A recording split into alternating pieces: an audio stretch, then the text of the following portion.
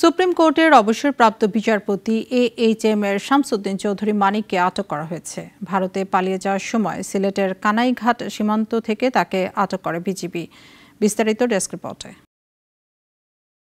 নানা কারণে আলোচিত সমালোচিত সুপ্রিম কোর্টের আপিল বিভাগের সাবেক বিচারপতি শামসুদ্দিন চৌধুরী মানিক সাম্প্রতিক ছাত্র আন্দোলনের সময় টিভি উপস্থাপিকাকে আপত্তিকর শব্দ ব্যবহারের কারণে সামাজিক মাধ্যমে তুমুল সমালোচিত হন তিনি।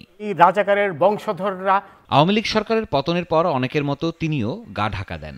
শেষমেশ পালাতে গিয়ে ধরা পড়েন বিজিবির হাতে।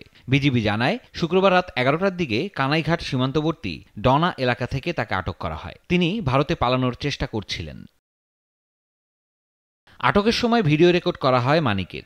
এতে দেখা যায় বিজিবি সদস্যরা তার পরিচয় জানতে চান। সে সময় নিজের পরিচয় স্বীকার করে বলেন, আমি বিচারপতি মানিক। আমার নাম বিচারপতি শামসুদ্দিন চৌধুরী মানিক। বিচারপতি শামসুদ্দিন মানিক। মানিক কে? দেশ ছেড়ে পালাচ্ছিলেন কেন এমন প্রশ্নের জবাবে মানিক বলেন, প্রশাসনের ভয়ে আমি দেশ ছেড়ে পালানোর চেষ্টা করেছি। পিতার নাম মরহুম আব্দুল হাকিম চৌধুরী। আব্দুল হাকিম চৌধুরী, গুড। আপনি এই যে পালাইতেছেন কেন বলেন? ভয়ে পালাইতেছি। কার বইয়ে? আর প্রশাসনের ভয়ে। প্রশাসনের বইয়ে। সঙ্গে কি আছে জানতে চাইলে মানিক বলেন, গতকাল আমার কাছে অনেক টাকা ছিল, আমাকে মেরে 60-70 লাখ টাকা নিয়ে গেছে দুজন।